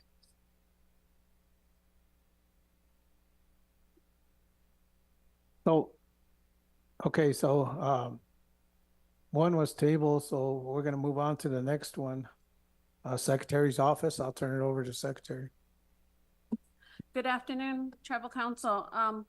The 2/3 item that I'm requesting is an amendment for Miss Cassidy Stella's contract. In her contract, it states that she gets her assignments from the Oglala Sioux Tribal Council. However, there has been a committee action that requests an issue to go to her before her as an administrative law judge. However, it's not in her contract, and she said she can't move forward until there's an amendment to her contract.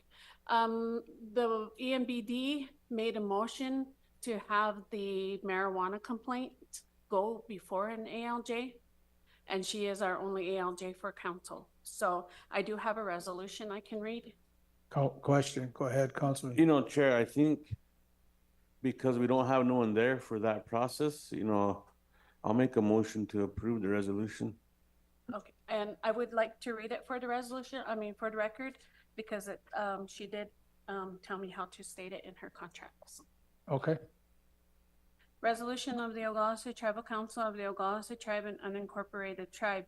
Resolution of the Oglala Sioux Tribal Council of the Oglala Sioux Tribe amending the contract of Cassidy M. Stella as special presiding hearing judge for the Oglala Sioux Tribal Council.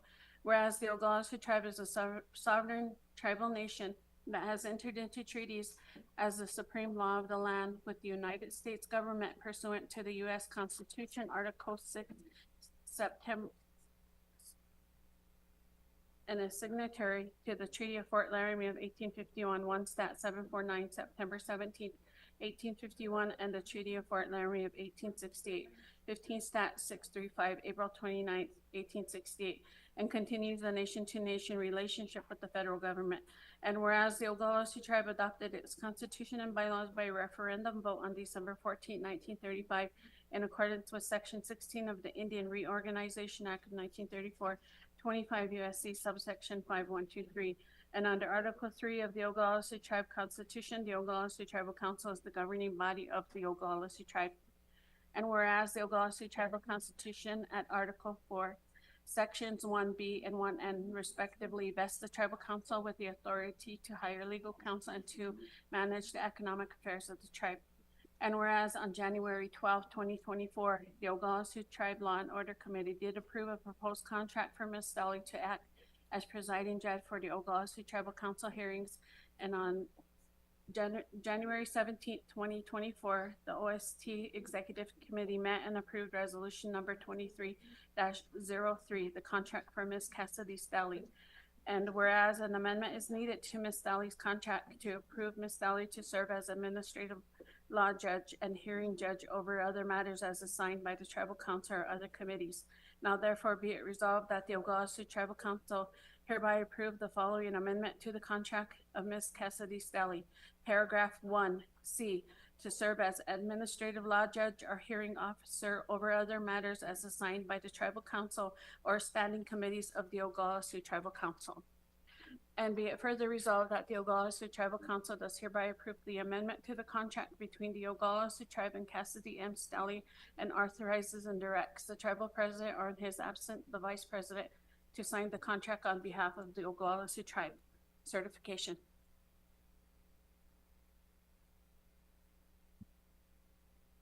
So do we have a motion? Okay, motion, Councilman Jumping Eagle, second by Councilman Youngman and Councilman Lunderman.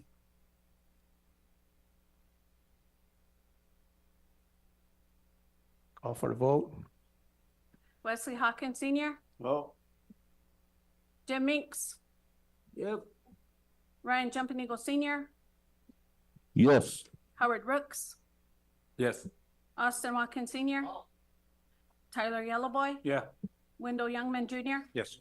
Anna Halverson, Not voting. James Cross, Ella Giancarlo, Yes. George Dreamer Jr., Yes. Robin Tapio, Yes. Tyler Lunderman, David Puyer, Jackie Sears, Uh-huh. Donroy Gosper, John Steele Senior, Garfield Little Dog, Craig Dillon,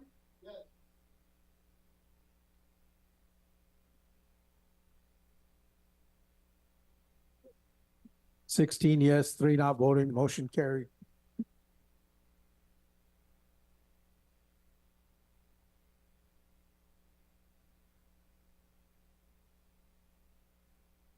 Seventeen yes, 2 not voting, motion carried. Thank you, Council.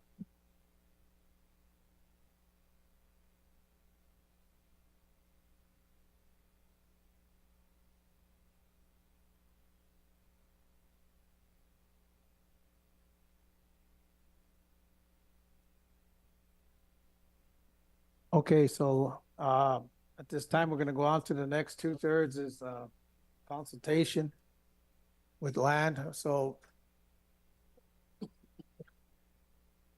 go ahead, Sure, Councilman. all we need is a motion to have Stacy set up a consultation with Badlands National Park as soon as Okay. we can. Okay, so we have a motion by Councilman Jumping Eagle, second by Councilwoman Carlo.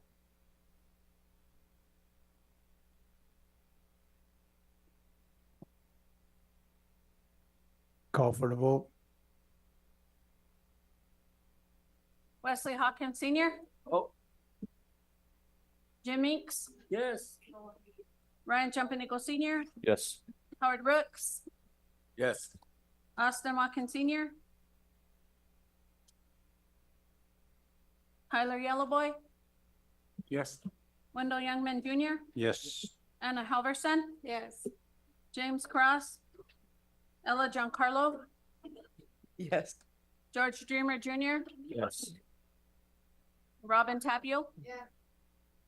Tyler Lunderman, Yes. David Puyer, Yes. Jackie Sears, Uh-huh. Donroy Gosper, Yeah. John Steele Senior,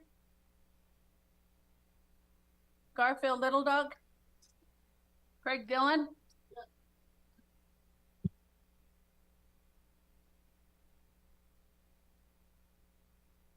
17 yes, 2 not voting, motion carried.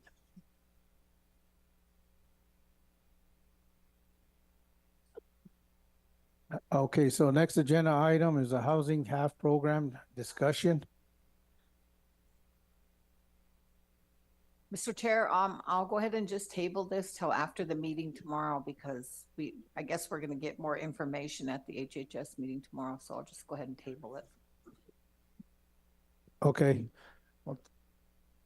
Also, just want to recognize a couple of our districts here sitting in the audience. District chairs for Eagle Nest and Porcupine, Valerie and Adams and Victoria Shoulders. Thank you for coming. Future council. Motion to adjourn. Just a second here. We wanted to, so Cheyenne River Sioux Tribe chairman wanted to combine a statement with the Oglala Sioux Tribe. So I just want to read it real quick, Secretary. Public announcement. On behalf of the Lakota Nation, Oglala Sioux Tribe, and Cheyenne River Sioux Tribes, we extend our congratulations to the Thorpes and the Braves who will play each other in the state tournament basketball playoffs, SODAC 16. It is a proud moment not only for our tribes for winning their games and advancing to SODAC 16, but for our students, schools, parents, and communities as well. We want to stress the importance of good sportsmanship for students, parents, and fans during the sporting events. Remember, these players are our youth and represent our Lakota schools and communities. Interscholastic athletes teach more important lessons about teamwork, discipline, and respect that extends beyond the court, locker room, and sidelines. Let's help teach our students learn important life lessons from sporting events during and after the games by positive encouragement and support for good plays by both teams, which will support the teams and foster a respectful atmosphere for everyone. We encourage fans to allow both teams to have fun and represent their school in a positive manner that allows teams to play the sport they are dedicated to. Good sportsmanship is a key component to maximize the benefits of participation in sports at all levels. It is an honor for all of us when our youth accomplish great achievements with dignity and pride. Frank Starr comes out, President, Oglala Sioux Tribe. We are proud of our boys for winning their games and advancing to the Sweet 16. Ryman LeBeau, President, Cheyenne River Sioux Tribe, dated March 4th, 2024. Yes, thank you. Also want to send a recognition out to, I guess it's Lakota Tech's wrestler. She's a young lady, placed in state. I believe it's Gadia Eric. And also another young athlete out there, Ali Rama. Just want to recognize those athletes there for doing an outstanding job. And I believe Councilman Gosper was over at the game for that one. So, and George. So thank you for supporting them athletes. So that's all I have.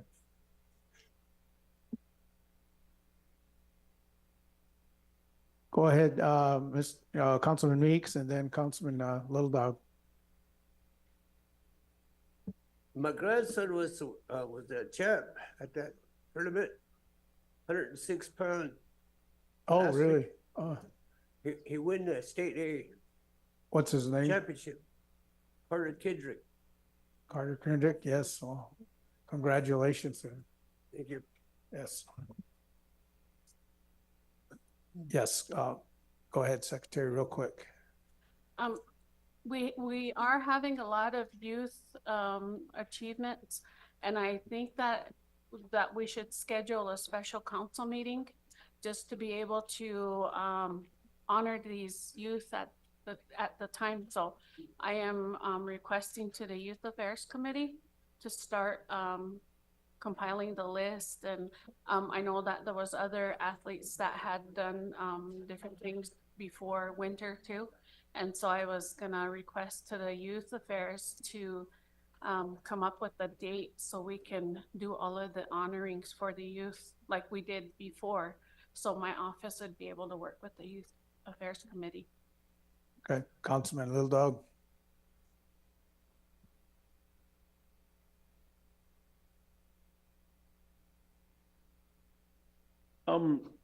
So are we done with the youth?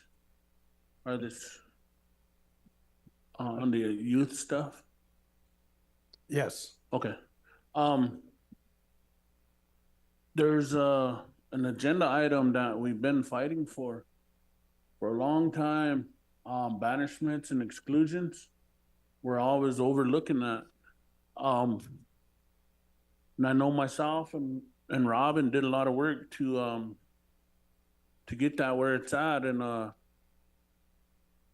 a little upset that we still don't have banishments on our agenda. They brought us a list of 22 names, and we still don't have nothing in front of us. And I know that short list of names is nothing compared to what's really in the systems, not just tribal, but federal and state. And back to this incident that occurred in my community, you know, that gentleman was a suspected dealer and a user. And once again, lack of interest on the tribe's part. These are the consequences. So we need to focus on getting down on the meth, the fentanyl, the drugs, the alcohol issues, or we're going to continue to see these deaths. We've been harping that for a long time, but no one don't care. It seems like no one don't care. Because if we did, this would have been at the forefront. And I'm going to continue harping until we get something done, but there's a process laid out in this code. And somebody's fumbling because we're not seeing any names in front of us. Recently, people were indicted for drugs. We don't see those names in front of us. We need to start addressing this issue. Instead of, we probably weren't even going to bring this issue up. We were going to overlook it again. We still have unsolved murders on this reservation. But yeah, we're not addressing that.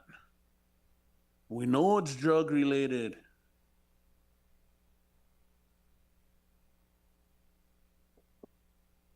Unfortunately, we were lured into turning it on each other. We need to stay focused and really address this issue. When do we have meetings on this issue? We don't. In the communities, that's where we need to get back to something to address this issue. So I hope to see some darn names on this list soon, because we've been overlooking it every month. Thank you. Councilwoman Tapio. Thank you, Mr. Chair.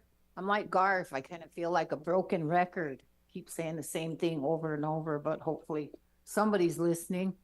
You know, today, like Garth said, we have this banishment here on this agenda, but for some reason it's just always overlooked. But I have a community member here today that wants to talk, and she's been trying to talk for 3, 4, 5 months. She's been to every committee. She's been everywhere, but nobody listens to her. And I know that all of you guys see these justice signs all over the reservation. Justice for so-and-so, justice for so-and-so, but there is no justice. There's not even a procedure.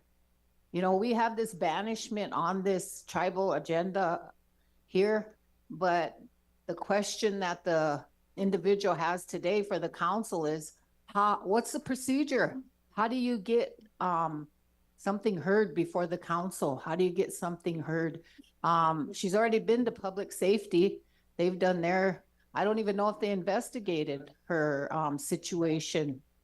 But today, she still has not gotten any reprieve, and she still gets harassed, and her property has been vandalized, her truck has been burned, she's homeless, and nobody's listening to her.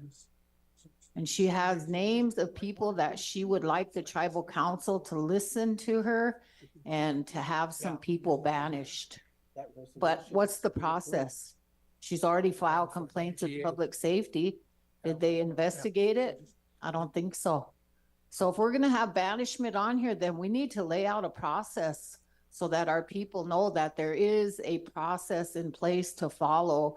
And if it's gonna be this governing body that's gonna hear these cases, then we need to start doing it. So today I'm gonna yield the floor, and I asked her specifically not to name names, but just to ask this council, what is the process for getting the council to listen to a banishment case? Or do we go to the courts, or who's gonna listen? Who listens? I don't know, but with that said, I'm gonna go ahead and yield the floor to Joanne for 5 minutes. No names, Joanne, no names. Thank you, Robin. First, I just want to say Madakiapi, Wopila Chechu to each and every one of you. I've given each and every one of you a special gift. Bet you didn't even know it was that little tartar pop thing. My son died 3 years ago in my arms, and he used to love those little things that I gave you guys. And I want to remember him. I love my Chanta Esquia, Jarrett Spotted Bear. Today, like Robin said, I want to know what the process is. I went to try to talk to Judge Dillon, went to the Law and Order Committee, talked to a lot of people, and no one listened. Even took my case to Judge Roberto Lang. One of the things I was looking at this paper on the 2407 abandonment, and I was wondering if you guys could take another look at it and add terrorism. I took a look at terrorism, and this is what I see. You coerce somebody, you entice somebody, you manipulate somebody. Child abuse, which is lead to child sexual molestation. It can even lead to death, drugs and alcohol abuse, murder. That's terrorism. I don't see terrorism on the ordinance of the Oglala Sioux tribe. This is even leads to, when I did my paperwork, it also led to when you neglect the federal 242, 241, those are federal crimes when you lie on federal documents. Also, this brings into the BIA. The BIA, when I reported to the BIA, they were supposed to take it to Washington, D.C., where I was supposed to get justice. I never got justice. I could have been dead today, but some reason God keeps me here. Tunkashila helps me. Garth and Robin and those of you who believe in Atewa Kantanka, each and every one of you pray. Each and every one of you say words of encouragement. Each and every one of you wanna, who's gonna do this, who's gonna do that? Why don't you do it? Why don't you pick up that paper and start writing and say, okay, no one's gonna do this, so I'm gonna do it for our people so that our people can live. You talk about our children. Our children are being molested. There's one person out there who's been molesting children since he was 18, now he's 43.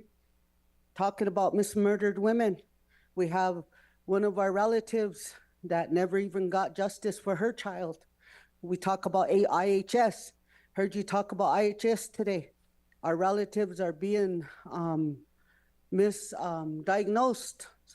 One of my relatives was recently, we put him away because he was misdiagnosed and they gave him the wrong medicine, so he went home. You know I get mad at you guys a lot and I say things and do things and I'm a bully. I'll admit that. And I apologize. But I want you to wake up. Kitapo wana. Chi oyate ki lewa kanki hechim selo. Dististila hokshila na wia ki iuha waka. They are our future leaders, our children. They are your children, your grandchildren, my relatives. Oh, I forgot, I don't have no grandchildren. My babies, both dead, 6 months apart. But yeah, I want your people to live, your kids to live. You give me 5 minutes. I just want to say thank you for 5 minutes. You know, and so I'd like to ask if this ordinance, what do I have to do next? I've been everywhere.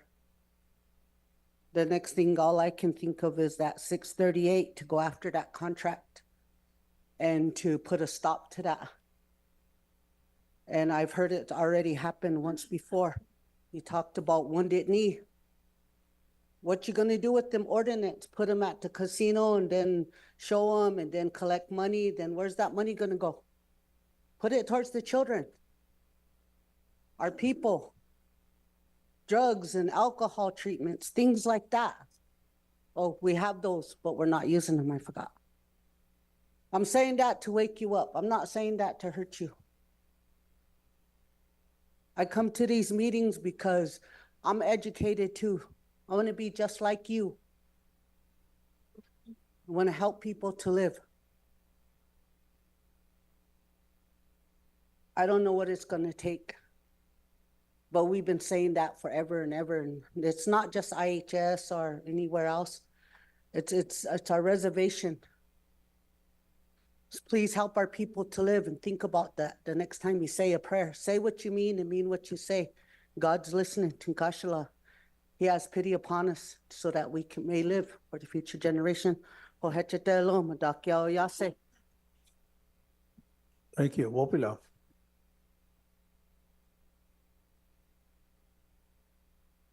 Go ahead, Councilman Little Dog. Mr. Chair, one of those meetings, I believe it was the last one, we took action to have some names for this, for the next regular session, and we still haven't got anything.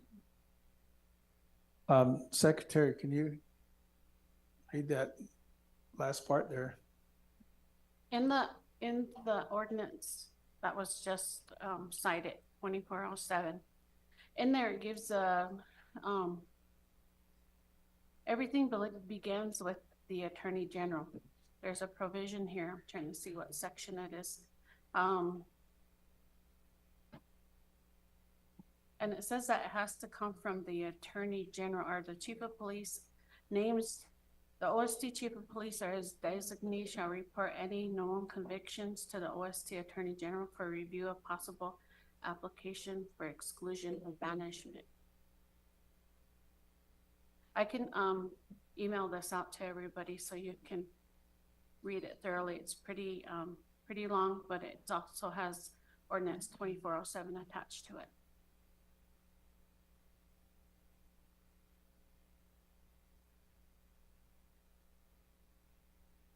Okay, Councilman Gosper.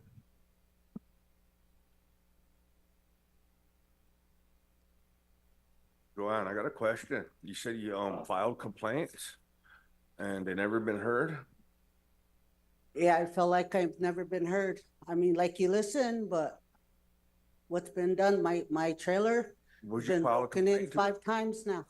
Would you file a complaint to? OST Police Department. I came here and I went to, okay, so number 1, I filed with the police, got a police report. I went to the courts, turned in my police report, handed it in, notarized it. I came here, from here, I went to Rapid City and I filed with the district. Austin, you have any updates on a complaint for her? The chief of police, you had me talk to him, never heard back from him, nothing, never heard back from you, nobody.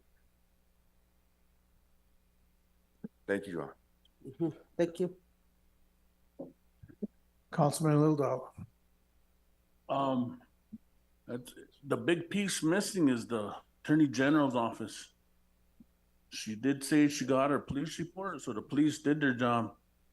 It's the Attorney General's office that that request warrants and whatnot for any actions done to an individual. But I think when we're too specific like this in these ordinances, it really handcuffs us. Cause here we are saying it has to be the chief of police to the attorney general, and then the attorney general brings them forward. It's too specific. And then if that process ain't happening, then none of this is happening.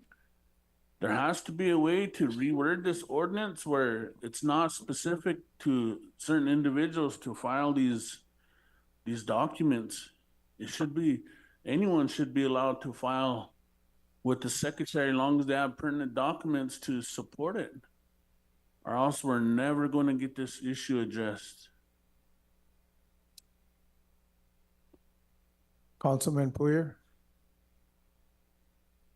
So, Chair Winton, documents suffice that you got from the U.S. Attorney's Office? I mean, them are federal documents. Well, I don't know. I mean, 'cause there's Probably some- have to, there's some indictments in there, and yet there's some prosecutions in there. Or convictions or whatever. So look like to me, I mean, that's that's federal document. And so that should suffice rather than go to our Attorney General. If I may, I did turn in the, okay, but just if I may, please. Garf, I did turn my paper to the Attorney General and I was told that the paperwork was lost within the courts and their police report never got it. And that was in my letter to Judge Dillon, but Judge Dillon didn't even want to listen to me here. And so I don't know what to tell you guys, you know, that's all I could say. Councilman Cross? I don't know if the public safety has a drug task force and a drug dog, do they? What's going on with them? Man? Well, and then, you know, this is really a powerful drug because it's still here. It's so powerful, it's causing families to get evicted from their homes, causing their little babies to be out on the street with nowhere to go. And so I think there should be an expedited process after today. You should be able to get something done this week, you know, because it's sad, you know, for me when you just, you know, we already got 2 families being displaced from their homes today because of this drug. I know it's like that way all over the reservation. And so I think, you know, I mean, we have to do something instead of just talking about it. Thank you.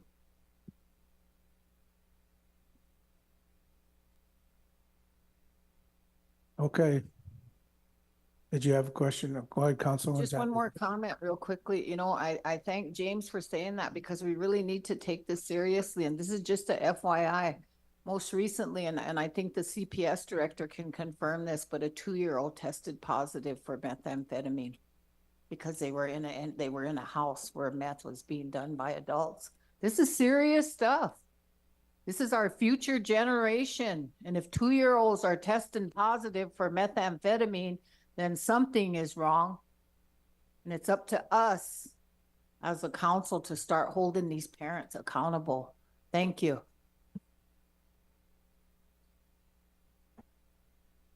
Any more questions? Okay, motion adjourned by Councilwoman Carlo, second by Councilman Hawkins. Secretary, call for the vote.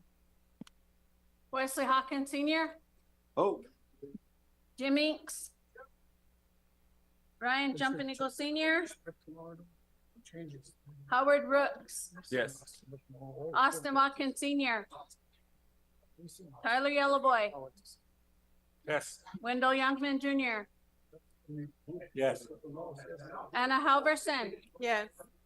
James Cross, Ella Giancarlo, Yes. George Dreamer Jr., Yes. Robin Tapio, Yes. Tyler Lunderman, Yeah, just kidding. Yes, yes. David Poyer, Jackie Sears, Uh-huh. Don Gosper, John Stale Senior, Garfield Little Dog, Craig Dillon. Yes.